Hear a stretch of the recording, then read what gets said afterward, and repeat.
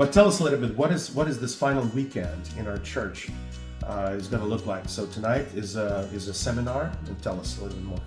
Yeah, so when I do the week of prayer, what I often do, trying to synergize what's happening at the church and of course what's happening at the school. So at the school, what I've found is I do kind of more of what I would say an evidence-based lecture, right? So what is the evidence, scientific evidence that God exists, right? So you look at the fine-tuning of the universe, you look at life from non-life, which is really impossible, by the way. We look at verified modern miracles that are documented and verified by eyewitnesses, scientists, doctors, etc. And then we look at historical evidence for Jesus coming back from the dead. And then tonight we share a story about surrender. So tonight's kind of a salvation message. When I go to the churches and when I try and complement, because people got different struggles, different doubts, and this is kind of one style of answering questions. And the other one's more philosophical, more about ideas. So tonight's talk, we're talking about why people reject belief in God, why people choose not to believe in God. So it's not necessarily evidence-based. It's a lot of it's more emotional, more philosophical, like God wants to ruin my fun. Well, that doesn't prove God doesn't exist. That is God nice or not, right?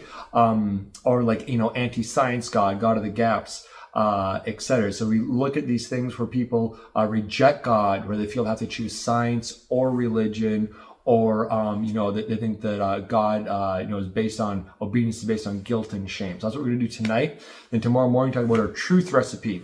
So if you and I both have a recipe for chocolate chip cookies, we both follow the same recipe, should have the same cookies.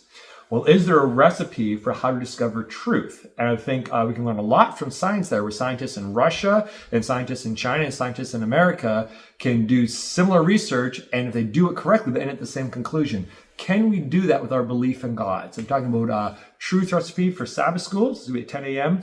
And then for the sermon, I'm going to do kind of a short sermon on why the Bible is true. So I guess I'll be more evidence-based again for the young people. There's investiture. It's going to be a short 20-minute session. And then in the afternoon, completely unrelated to whether you believe in God or not, is going to be storytelling. I love telling stories. Been telling stories my whole career, starting when I was at summer camp, age 18. Where I really started doing it in a big way.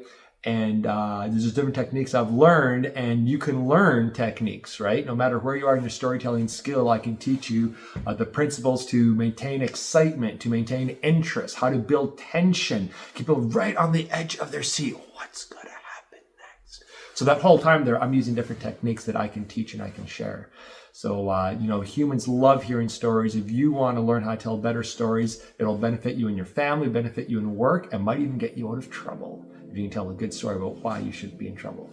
Folks, as you can see, Pastor Walter is a good storyteller. So come tomorrow afternoon as well. And remember, if you come to our church, we serve the best potluck in the whole world, right? You were here last Saturday. It was delicious. It's going to be delicious again. And you know why it's the best? Because we believe that we're one of the most multicultural congregations in Victoria, and maybe perhaps on the island, with more nations. And so when you come, you're going to taste all kinds of food. So come for morning, 11 o'clock, we have induction service, Pathfinders in the investiture. Pastor Walter will speak, and then the afternoon final seminar on how to be the best storyteller.